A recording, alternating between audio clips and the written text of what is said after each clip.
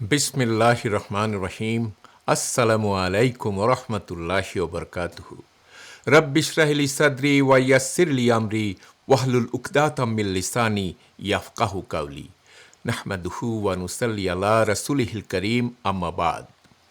আগের ৭৪তম পর্বে আমরা আল্লাহ সুবহানাহু ওয়া তাআলার সাথে সাক্ষাতের পর রাসূল সাল্লাল্লাহু আলাইহি সাল্লামের অলৌকিক দৃশ্য অবলোকন করার গভীর প্রজ্ঞা, তিনি আল্লাহকে স্বচক্ষে দেখেছিলেন কিনা, সূরা আন-নাজমের ১ থেকে ১৮ নম্বর আয়াতের আলোকে মেরাজের অলৌকিক সত্যতা, জাহান্নামের বিভিন্ন অপরাধের বিভীষিকাময় শাস্তি, দাজ্জালকে প্রত্যক্ষ দর্শন করা নিয়ে বিশদ আলোচনা করেছিলাম। আজ ৭৫তম পর্বে আমরা আলোচনা করব রাসূল সাল্লাল্লাহু আলাইহি সাল্লামের জেরুজালেম থেকে পুনরায় মক্কায় প্রত্যাবর্তন, পথিমধ্যে কুরাইশদের কাফেলা অতিক্রম করা, মসজিদুল হারামে ঘুমানো ও জাগরণ, এবং পরদিন সকালে মক্কাবাসীদের সামনে এই অলৌকিক ঘটনা প্রকাশের বাধ্যবাধকতা ও তার সম্ভাব্য প্রতিক্রিয়া নিয়ে রাসূল সাল্লাল্লাহু আলাইহি সাল্লামের স্বাভাবিক মানবীয় উদ্বেগ ও চিন্তা নিয়ে। ইসরা আল মিরাজের উপরে আমাদের ১২ পর্বের বিশেষ সিরিজের আজকের এই ভিডিওটি হল ১০ম ভিডিও। বায়তুল মাকদিস ও ঊর্ধ্বাকাশের অভূতপূর্ব সফর শেষে রাসূল সাল্লাল্লাহু আলাইহি সাল্লাম পুনরায় জেরুজালেমে ফিরে আসেন। সেখান থেকে তিনি সেই বুরাকে সাওয়ার হন যা তাকে মক্কা থেকে জেরুজালেমে নিয়ে এসেছিল। জেরুজালেম থেকে মক্কায় ফেরার পথে রাসূলুল্লাহ সাল্লাল্লাহু আলাইহি সাল্লাম কুরাইশদের ৩টি ভিন্ন ভিন্ন কাফেলার পাশ দিয়ে অতিক্রম করেন এবং তিনি প্রতিটি কাফেলাকে স্পষ্টভাবে চিনতে পেরেছিলেন, কারণ মক্কার ছোট ভৌগোলিক পরিবেশে সবাই সবাইকে চিনত। প্রথম কাফেলায় কুরাইশ গোত্রের এক নির্দিষ্ট ব্যক্তিকে তিনি লক্ষ্য করেছিলেন। দ্বিতীয় কাফেলাটির পাশে যখন তিনি পৌঁছান তখন তিনি খুব তৃষ্ণার্ত ছিলেন। সেখানে তাদের একটি ঢাকনা দেওয়া পানির কলস বা পাত্র ছিল, যা কোনো ব্যক্তিগত সম্পত্তি ছিল না, বরং সকলের ব্যবহারের জন্য রাখা সাধারণ ক্যানিস্টার ছিল।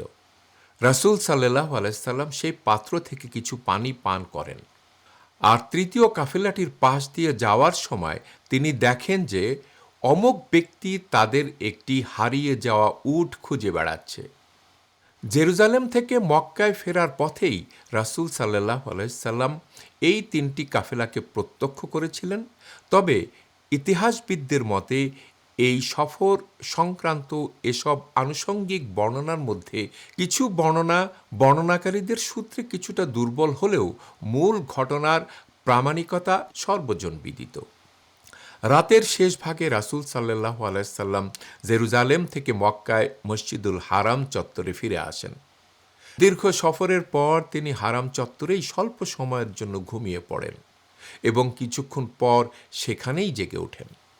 অর্থাৎ আল ইসরা সংগঠিত হয়েছিল মসজিদুল হারাম থেকে বায়তুল মাকদিস পর্যন্ত এবং পুনরায় বায়তুল মাকদিস থেকে মসজিদুল হারামে ফিরে আসার মাধ্যমে।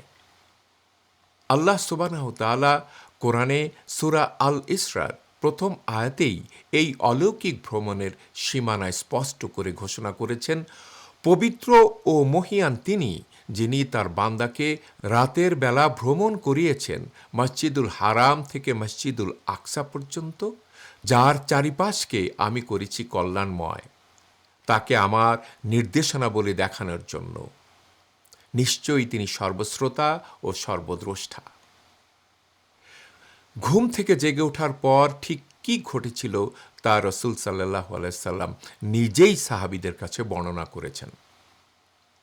তিনি বলেন, পরের দিন সকালে যখন আমি ঘুম থেকে উঠি তখন আমার সাথে ঘটে যাওয়া এই অলৌকিক ঘটনাটি কিভাবে আমি মানুষের সামনে প্রকাশ করব তা নিয়ে গভীরভাবে উদ্বেগ অনুভব করতে লাগলাম। সুবহানাল্লাহ। এখানে দুটি অত্যন্ত গুরুত্বপূর্ণ ও তাৎপর্যপূর্ণ বিষয় আমাদের সামনে ভেসে ওঠে। প্রথমত, আল্লাহ তাআলা রাসূল সাল্লাল্লাহু আলাইহি সাল্লামকে এমন এক বিস্ময়কর ও অলৌকিক ঘটনার কথা মক্কার চরম সত্য প্রত্যাখ্যানকারীদের কাছে পৌঁছানোর নির্দেশ দিয়েছিলেন। আর আল্লাহর রাসূলগণ মহান আল্লাহর আদেশ পালনে বিন্দুমাত্র দ্বিধা করেন না, তা অক্ষরে অক্ষরে পালন করেন। তবে কুরাইশরা একথা শুনে কিভাবে উপহাস ও অস্বীকার করবে তা ভেবে রাসূল সাল্লাল্লাহু আলাইহি সাল্লাম স্বাভাবিকভাবেই চিন্তিত হয়ে পড়েছিলেন। দ্বিতীয়ত, এখানে একজন মানুষ হিসাবে রাসূল সাল্লাল্লাহু আলাইহি সাল্লামের স্বাভাবিক অনুভূতির চমৎকার বহিঃপ্রকাশ ঘটেছে। এই অনুভূতি পরিষ্কার প্রমাণ করে যে রাসূল সাল্লাল্লাহু আলাইহি সাল্লাম অলৌকিক মর্যাদার অধিকারী হওয়া সত্ত্বেও রক্তে মাংসে গড়া একজন নিখাদ মানুষ ছিলেন এবং মানবিক শঙ্কা ও অনুভূতি তার মধ্যেও শতভাগ বিদ্যমান ছিল। রাসূল সাল্লাল্লাহু আলাইহি সাল্লাম যখন মসজিদুল হারামে চিন্তিত ও নার্ভাস ও উদ্বিগ্ন হয়ে বসেছিলেন, ঠিক তখন আল্লাহর ইচ্ছায় সর্বপ্রথম যে মানুষটির আবির্ভাব ঘটল সে আর কেউ নয়, সে হচ্ছে আল্লাহর চরম শত্রু আবু জাহাল। রাসূল সাল্লাল্লাহু আলাইহি সাল্লামকে এমন চিন্তিত অবস্থায় দেখে আবু জাহাল তার কাছে এসে বসল এবং চরম বিদ্রূপের ভঙ্গিতে জিজ্ঞাসা করল, কি ব্যাপার, নতুন কিছু ঘটেছে নাকি? রাসূল সাল্লাল্লাহু আলাইহি সাল্লাম শান্তভাবে উত্তর দিলেন, হ্যাঁ। আবু জাহাল অত্যন্ত কৌতূহলী হয়ে বলল, তাহলে ঘটনাটা কি? রাসূল সাল্লাল্লাহু আলাইহি সাল্লাম উত্তর দিলেন, গত রাতে আমি এক বিমোহিত ও পরম আনন্দময় সফর সম্পন্ন করেছি। আবু জাহাল বলল, কোথায় গিয়েছিলে? রাসূল সাল্লাল্লাহু আলাইহি সাল্লাম উত্তর দিলেন, পবিত্র ঘরে জেরুজালেমের মসজিদ আল আকসায় গিয়েছিলাম। আবু জাহাল তখন তাচ্ছিল্য করে বলল, আর এখন আপনি আবার সকালেই আমাদের মাঝে জেগে উঠেছেন? রাসূল সাল্লাল্লাহু আলাইহি সাল্লাম উত্তর দিলেন, হ্যাঁ। পরবর্তীতে সাহাবায়ে কেরামের কাছে ঘটনা বর্ণনার সময় রাসূল সাল্লাল্লাহু আলাইহি সাল্লাম নিজে উল্লেখ করেছিলেন যে আবু জাহাল তখন বুঝে উঠতে পারছিল না যে সে উপহাস করবে নাকি ঠাট্টা করবে। আবু জাহাল ভেবেছিল সে যদি তখনই রাসূল সাল্লাল্লাহু আলাইহি সাল্লামের বক্তব্যকে সরাসরি মিথ্যা বলে উড়িয়ে দেয়, তবে হয়তো রাসূল সাল্লাল্লাহু আলাইহি সাল্লাম মক্কাবাসীদের সামনে এই কথা দ্বিতীয়বার বলবেন না। তাই সে চরম চাতুর্যের সাথে গম্ভীর থাকল। এখানে একটি সূক্ষ্ম বিষয় লক্ষণীয়, রাসূল সাল্লাল্লাহু আলাইহি সাল্লাম এই মুহূর্তে কেবল আল ইসরা বা বাইতুল মাকদিসের নৈশ সফরের অংশটি উপস্থাপন করেছিলেন। আল মিরাজ অর্থাৎ ঊর্ধ্ব জগতের অংশটি তখন উল্লেখ করেননি। সম্ভবত আল্লাহ তাআলা তাকে সাধারণ মানুষের কাছে প্রথমে কেবল ইসরার বার্তা দিতে নির্দেশ দিয়েছিলেন, আর মিরাজের গভীর বিশ্বজনীন তথ্যগুলো পরবর্তীতে বিশ্বাসী মুসলমানদের কাছে ব্যক্ত করতে বলেছিলেন। আবু জাহাল তখন এক প্রবঞ্চনামূলক কৌশল অবলম্বন করে বলল, আমি যদি আপনার পুরো কওম ও গোত্রের লোকদের এখানে ডেকে সমবেত করি, তবে আপনি কি আমাকে যা বলেছেন তাদের সামনেও তা একইভাবে বলবেন? রাসূল সাল্লাল্লাহু আলাইহি সাল্লাম স্পষ্ট ভাষায় বললেন, হ্যাঁ, বলবো। তৎক্ষণাৎ আবু জাহাল উচ্চ স্বরে চিৎকার করে ডাকতে শুরু করল, হে কাব ইবনে লোয়ায়ের বংশধরেরা, দ্রুত এখানে আসো। মক্কা যেহেতু একটি ছোট শহর ছিল এবং আবু জাহাল ছিল শীর্ষ নেতাদের একজন, তাই ডাক শুনে চরম কৌতূহল নিয়ে মক্কাবাসীরা কাবা চত্বরে ছুটে এলো এবং রাসূল সাল্লাল্লাহু আলাইহি সাল্লাম ও আবু জাহালকে ঘিরে বসে পড়ল। আবু জাহাল সবাইকে শুনিয়ে রাসূল সাল্লাল্লাহু আলাইহি সাল্লামকে উদ্দেশ্য করে বলল, আপনি আমাকে একটু আগে যা বলেছেন, এবার আপনার লোকজনের সামনে তা প্রকাশ করুন। আল্লাহ রাসূল সাল্লাল্লাহু আলাইহি সাল্লাম আবার স্পষ্ট কণ্ঠে বললেন, গত রাতে আমি এক বিমোহিত ও পরম আনন্দময় সফর সম্পন্ন করেছি। উপস্থিত জনতা অবাক হয়ে বলল, কোথায় গিয়েছিলেন? রাসূল সাল্লাল্লাহু আলাইহি সাল্লাম উত্তর দিলেন, পবিত্র ঘরে অর্থাৎ জেরুজালেমের মসজিদ আল আকসায় গিয়েছিলাম। তারা অবিশ্বাস্য চোখে তাকিয়ে বলল, আর তা শেষ করে আপনি সকালেই আবার আমাদের মাঝে জেগে উঠলেন? রাসূল সাল্লাল্লাহু আলাইহি সাল্লাম উত্তর দিলেন, হ্যাঁ। রাসূল সাল্লাল্লাহু আলাইহি সাল্লামের মুখ থেকে এই বিস্ময়কর দাবি শুনে কুরাইশদের মধ্যে বিশৃঙ্খলা ছড়িয়ে পড়ল। তারা কি করবে বা কি প্রতিক্রিয়া দেখাবে তা বুঝে উঠতে পারছিল না। উপস্থিত লোকজনের মধ্যে চরম শোরগোল শুরু হয়ে গেল। কেউ কেউ বিদ্রূপ করে হাততালি দিতে লাগলো, কেউ চরম বিস্ময়ে মাথায় হাত দিল, আবার কেউ কেউ হেসেই উড়িয়ে দিল। যে মানুষটাকে তারা সারা জীবনে কোনোদিন একটা ছোট মিথ্যা কথাও বলতে শোনেনি, তার মুখ থেকে এমন অসম্ভব ও অলৌকিক কথা শুনে তারা স্তম্ভিত হয়ে গেল।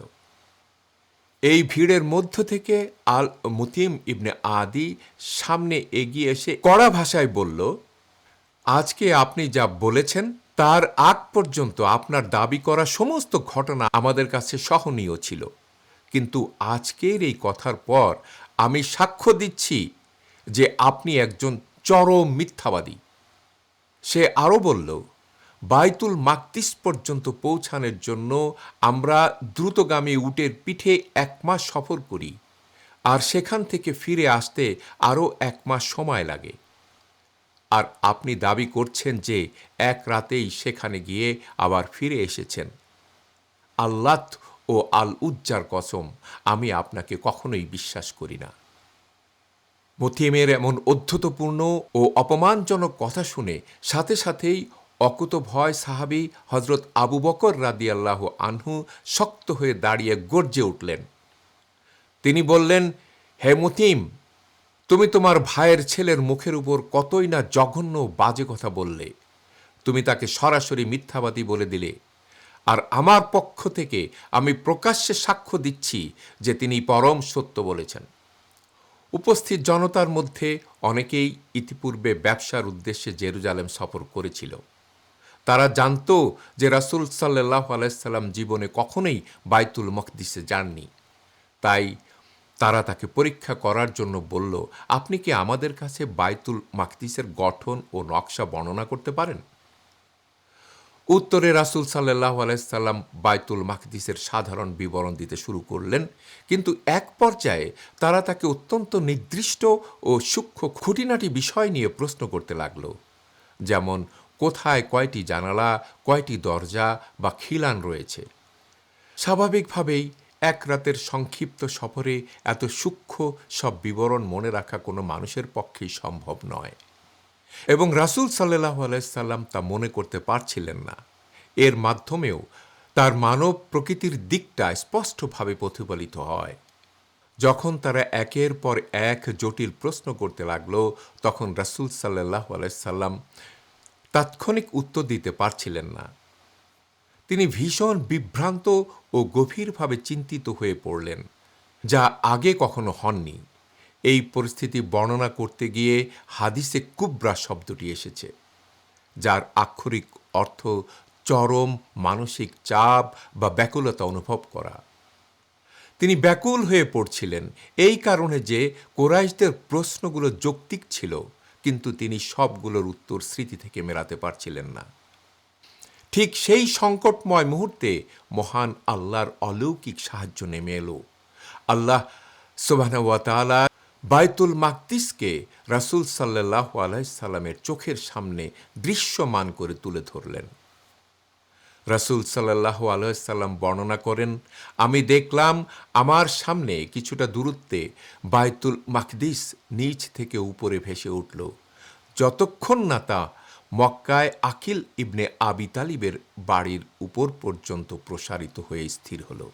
এখানে উল্লেখ করা যায় যে আবু তালিব বেঁচে থাকা অবস্থায় এই আকিল ইবনে আবি তালিবের বাড়িতেই রাসূল সাল্লাল্লাহু আলাইহি সাল্লাম বেড়ে উঠেছিলেন। এরপর কুরাইশরা বাইতুল মাকদিস সম্পর্কে যে কোনো পাশ থেকে যা যা প্রশ্ন করেছে, রাসূলুল্লাহ সাল্লাল্লাহু আলাইহি সাল্লাম চোখের সামনে ভেসে থাকা বাইতুল মাকদিস দেখে দেখে তাদের প্রতিটি প্রশ্নের হুবহু ও নিখুঁত উত্তর দিয়ে দিলেন। কুরাইশরা অবশ্য এই অলৌকিক দৃশ্য দেখতে পাচ্ছিল না। সব প্রশ্নের সঠিক উত্তর শুনে শেষ পর্যন্ত তাদের মধ্য থেকে একজন বলতে বাধ্য হল, বাইতুল মাকদিসের বর্ণনার ক্ষেত্রে তিনি শতভাগ নিখুঁত ও সঠিক বলেছেন। ইবনে হিশাম তার গ্রন্থে বর্ণনা করেছেন, রাসূল সাল্লাল্লাহু আলাইহি সাল্লাম কুরাইশদের বললেন, আমি আপনাদেরকে এই সফরের আরও কিছু সুস্পষ্ট নিদর্শন দিচ্ছি। এরপর তিনি প্রতিমধ্যে দেখে আসা সেই 3টি কাফেলার কথা বিস্তারিত উল্লেখ করলেন। প্রথম কাফেলাটির কথা বললেন, এটি অমুকের কাফেলা এবং তারা খুব শীঘ্রই মক্কায় প্রবেশ করবে। দ্বিতীয় কাফেলাটির কথা বললেন, এটি অমুকের কাফেলা, যাদের একটি উট হারিয়ে গিয়েছিল এবং তারা তা খুঁজছিল। তৃতীয় কাফেলাটির কথা বললেন, এটি অমুকের কাফেলা, যাদের একটি বড় ঢাকনা দেওয়া পানির পাত্র ছিল, যা থেকে আমি পানি পান করেছি। এ কথা শুনে আবু জাহাল বিদ্রূপ করে বলল, আপনি যদি কাফেলাগুলোর একটিকে অমুক স্থানে দেখে থাকেন, তবে তো সেই কাফেলাটি এখনই মক্কায় এসে পৌঁছানোর কথা। তারা যখন কাবা চত্বরে এই আলোচনা করছিল, ঠিক তখনই মক্কার সীমানা থেকে খবর চলে এলো যে সেই নির্দিষ্ট কাফেলাটি মক্কায় প্রবেশ করেছে। আবু জাহাল নিজে সরেজমিনে গিয়ে পরখ করে দেখল যে কাফেলাটির বিবরণ, লোকজন এবং সময় ঠিক রাসূলুল্লাহ সাল্লাল্লাহু আলাইহি সাল্লামের বর্ণনার সাথে অক্ষরে অক্ষরে মিলে যাচ্ছে। কিন্তু সত্য উন্মোচিত হওয়ার পরও হেদায়েত নসিব হয়নি। আবু জাহাল ফিরে এসে চরম গোঁড়ামি দেখিয়ে বলল, এ তো স্পষ্ট জাদু ছাড়া আর কিছুই নয়। এই ঘটনার খবর যখন দ্রুত মক্কায় ছড়িয়ে পড়ছিল, তখন রাসূলুল্লাহ সাল্লাল্লাহু আলাইহি সাল্লামের সাথে সাক্ষাৎ হওয়ার আগেই কুরাইশদের এক ব্যক্তি দৌড়ে হযরত আবু বকর রাদিয়াল্লাহু আনহুর কাছে গেল। সে উস্কানি দিয়ে বলল, তুমি কি জানো তোমার সঙ্গী আজকে কি দাবি করছে? সে দাবি করছে যে এক রাতেই নাকি জেরুজালেমে গিয়ে আবার মক্কায় ফিরে এসেছে, যে সফরে যেতে আসতে আমাদের 2 মাস সময় লাগে। হযরত আবু বকর রাদিয়াল্লাহু আনহু অসাধারণ প্রজ্ঞা ও ঈমানের পরিচয় দিয়ে বিন্দুমাত্র দ্বিধা না করে উত্তর দিলেন, যদি তিনি এ কথা বলে থাকেন তবে তা অবশ্যই পরম সত্য।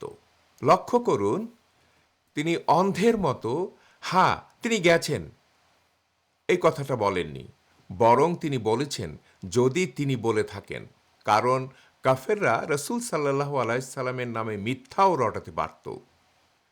লোকটি অবাক হয়ে বলল, তুমি কি সত্যিই এমন অসম্ভব দাবি বিশ্বাস করো? হযরত আবু বকর রাদিয়াল্লাহু আনহু দৃঢ় কণ্ঠে বলল, আমি তো এর চেয়েও বিস্ময়কর ও অলৌকিক বিষয়কে চোখ বন্ধ করে বিশ্বাস করি। তিনি দাবি করেন যে 7 আসমানের উপর থেকে মুহূর্তের মধ্যে তার কাছে আল্লাহর ওহী নেমে আসে। আমি তো তাও নিঃসংকোচে বিশ্বাস করি। হযরত আবু বকর রাদিয়াল্লাহু আনহুর এই অকৃত্রিম অকুতোভয় এবং দৃঢ় ঈমানি বিশ্বাসের কারণেই এই স্মরণীয় দিন থেকে রাসূলুল্লাহ সাল্লাল্লাহু আলাইহি সাল্লাম তাকে আল সিদ্দিক অর্থাৎ পরম সত্যবাদী উপাধিতে ভূষিত করেন। সিরাত ইবনে হিশামের একটি রেওয়াতে বলা হয়েছে যে মেরাজের খবর শুনে নাকি কিছু মুসলমান বিভ্রান্ত হয়ে ইসলাম ত্যাগ করেছিল, অর্থাৎ মুত্রাত হয়েছিল। তবে মুহাদ্দিস ও গবেষকগণের মতে এই বক্তব্যটি সনদের বিচারে বিশুদ্ধ নয় এবং ঐতিহাসিকভাবে সম্পূর্ণ ভিত্তিহীন। কারণ মক্কার কঠিনতম সময়েও কোনো একজন মুসলমানের ইসলাম ত্যাগ বা মুত্রাত হওয়ার একটি একক প্রামাণিক দলিলও ইতিহাসে পাওয়া যায় না। এছাড়া এ বিষয়ে সহিহ আল বুখারীর 7 নম্বর হাদিস একটি অত্যন্ত তাৎপর্যপূর্ণ হাদিস হিসাবে অকাঠ্য প্রমাণ গ্রহণ করে। মেরাজের 8-9 বছর পরে হিজরির 7ম বর্ষে যখন রাসূল সাল্লাল্লাহু আলাইহি সাল্লামের ঘোর শত্রু আবু সুফিয়ান, যিনি তখনও ইসলাম গ্রহণ করেননি, বাণিজ্য উপলক্ষে জেরুজালেমে ছিলেন, তখন রোম সম্রাট হেরাক্লিয়াস তাকে ডেকে পাঠায়। হেরাক্লিয়াস আবু সুফিয়ানকে বেশ কিছু প্রশ্ন করেছিল, যার একটি ছিল, মুহাম্মাদের অনুসারীদের মধ্য থেকে কেউ কি ধর্ম গ্রহণ করার পর অসন্তুষ্ট হয়ে ধর্মত্যাগ করেছে? চরম শত্রু হওয়া সত্ত্বেও আবু সুফিয়ান সত্য বলতে বাধ্য হয়ে উত্তর দিয়েছিল, না, একজনও না। সুতরাং স্পষ্ট সনদের ভিত্তিতেই প্রমাণিত হয় যে মক্কি যুগে আল ইসরা ওয়াল মিরাজের খবর শুনে কোনো মুসলমানই ইসলাম ত্যাগ করেননি। আজ এ পর্যন্তই। ও আখিরু দাওয়ানা আনিল হামদুলিল্লাহি রব্বিল আলামিন। পরবর্তী ৭৬তম পর্বে আমরা আলোচনা করব পবিত্র কোরআনের আলোকে আল ইসরা ওয়াল মিরাজের আয়াতসমূহ, দুটি অত্যন্ত গুরুত্বপূর্ণ ধর্মতাত্ত্বিক প্রশ্ন ও তার সমাধান, যে রসুল সাল্লাল্লাহু আলাইহি সাল্লাম কি স্বচক্ষে আল্লাহ তাআলাকে দেখেছেন কিনা, আর এই সফরটি কি সশরীরে জাগ্রত অবস্থায় হয়েছিল নাকি স্বপ্নে। আমি এখন বিনয়ের সাথে আপনাকে এই সিরাতের সাথে সংযুক্ত হওয়ার জন্য অনুরোধ করছি। এই বরকতময় উদ্যোগে আমাদের সাথে যোগ দিন। আপনিও এই সিরাত সিরিজটি অন্যদের সাথে শেয়ার করার মাধ্যমে আপনার জন্য একটি সাদাকায়ে জারিয়ার উৎস তৈরি করতে পারেন। প্লিজ আমাদের চ্যানেলটি সাবস্ক্রাইব করুন, নোটিফিকেশন বেলটি চেপে রাখুন যাতে কোনো পর্ব মিস না হয়, আর এই ভিডিওটি আপনার প্রিয়জনদের মাঝে ছড়িয়ে দিন। আল্লাহ আমাদের সকলকে রাসূল সাল্লাল্লাহু আলাইহি সাল্লামের প্রকৃত অনুসারী হওয়ার তৌফিক দান করুন। আমিন। জাযাকুমুল্লাহু খায়রান। আসসালামু আলাইকুম ওয়া রাহমাতুল্লাহি ওয়া বারাকাতুহু।